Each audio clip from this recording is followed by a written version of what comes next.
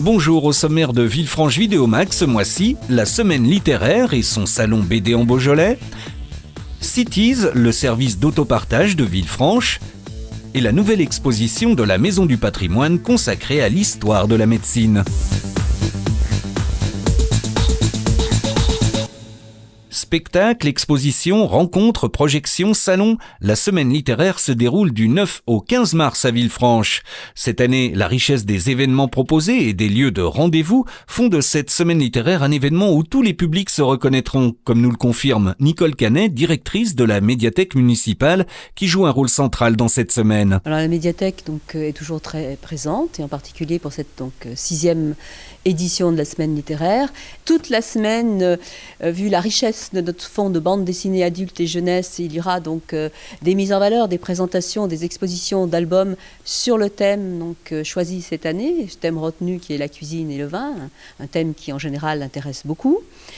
Et en particulier, mercredi soir, en partenariat avec l'association des livres et des histoires et le cinéma Les 400 coups, une rencontre avec Jean-Yves Loud autour de son dernier livre Prince des Fatras. Il y aura également un film d'une 30aine de minutes. Et le lendemain, jeudi 12 mars à 19h, la médiathèque accueille une lecture spectacle d'après un ouvrage d'Ahmed Kelouaz.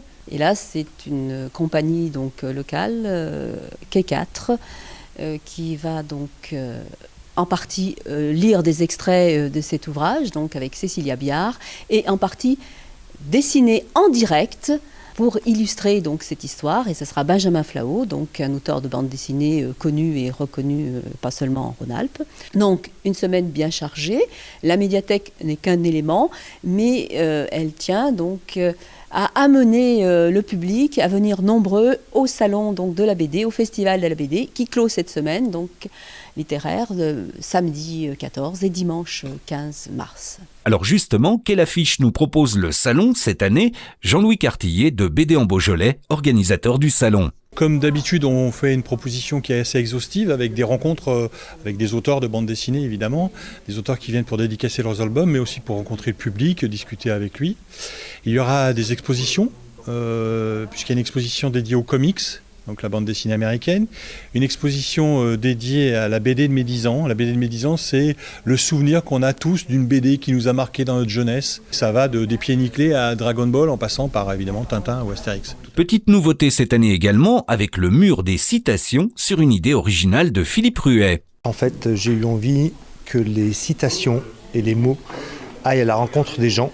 C'était l'occasion, pour les gens qui passent en voiture ou à pied, d'être interpellés tôt ou tard par un mot, une citation, une phrase. Le mur va être peint à l'extérieur. Tout ça, ça va être fait par un artiste qui s'appelle Pierrick Métro, qui a déjà œuvré à Villefranche. Et à l'intérieur, il va y avoir des mobiles suspendus qui vont être installés dans les salles de la médiathèque, sur lesquels on va pouvoir inscrire recto et verso des citations.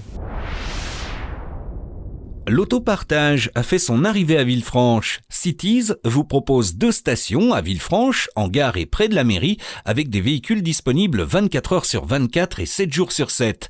Présentation du concept Cities avec Nicolas Spindler, chargé de la mission développement durable à la municipalité. Depuis plusieurs années, la ville de Villefranche est engagée dans une démarche développement durable, dans un plan environnement développement durable qui comporte plusieurs actions et sur différentes thématiques.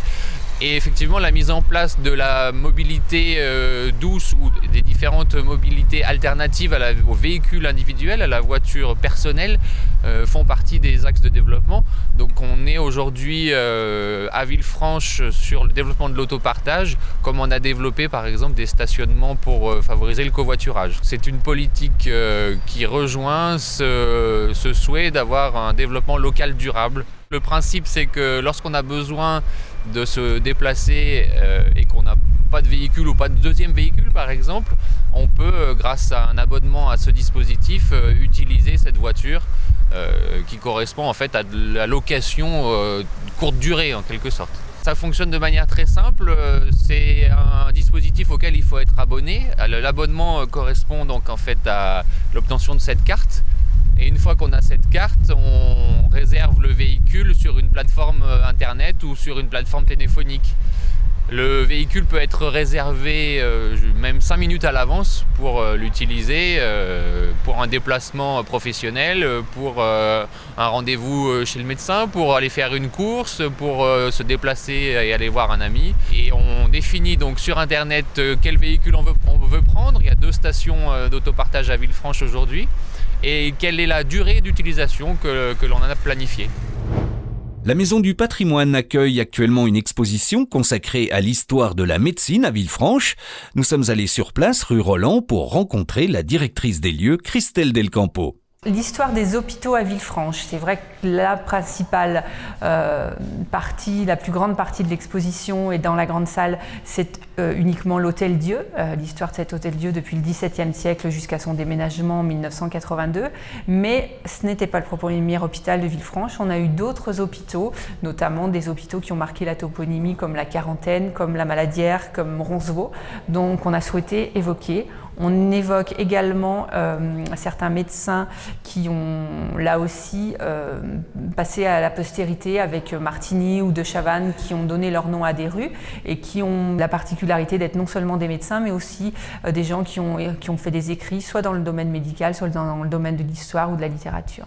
Alors vous avez une première salle sur les fléaux, les grandes catastrophes, la peste, la lèpre et les établissements qui étaient là pour traiter ces cas, et notamment les établissements hors les murs, puisqu'on mettait les gens qui étaient susceptibles d'être contagieux hors de la ville, dans la première pièce. Et dans la grande pièce, vous avez toute l'histoire de l'Hôtel-Dieu qui va être notamment reportée dans l'espace d'accueil du centre hospitalier à partir du mois de mars. Donc c'est une exposition qui ne sera pas visible qu'à la Maison du Patrimoine, mais également hors des murs au centre hospitalier. Et puis quelques panneaux qui sont également visibles dans le square Charlotte Freinet, c'est-à-dire le square qui mène à l'auditorium à côté de la salle des échevins, pour expliquer les murs dans lesquels se trouvent les personnes qui fréquentent ce square. En bref, la 8e édition de la Nuit de l'eau se déroule samedi 15 mars à la piscine Saint-Exupéry. Cette opération de solidarité organisée par la Fédération française de natation et l'UNICEF a pour but de réunir des fonds en faveur des enfants du Togo et est parrainée par Camille Lacour et Laurie Tillman. Dès le 21 mars, au musée Paul Dini, une nouvelle exposition intitulée Double. Le double qui soulève des enjeux auxquels tout individu se trouve confronté dans sa construction personnelle et dans son rapport à l'autre. Des autoportraits jusqu'aux effets de miroir, en passant par les œuvres diptyques, l'exposition mettra en évidence différents moyens d'expression, la peinture, la photographie et les installations. L'association Qu'Adolescence organise chaque année des visites et des balades gourmandes dans le Beaujolais. L'édition 2015, la 6e, fera étape à Oing, Saint-Véran et Villefranche les 23 et 24 mai. Qu'Adolescence vous permettra de découvrir le cœur de la ville et la richesse de son patrimoine architectural et proposera des animations et un bar à vin sur la place des Arts. Attention, le nombre de places est limité. Inscrivez-vous vite sur le site qu'adolescence.fr. Merci d'avoir suivi Villefranche Vidéo Mag et rendez-vous le mois prochain pour plus d'infos sur votre ville.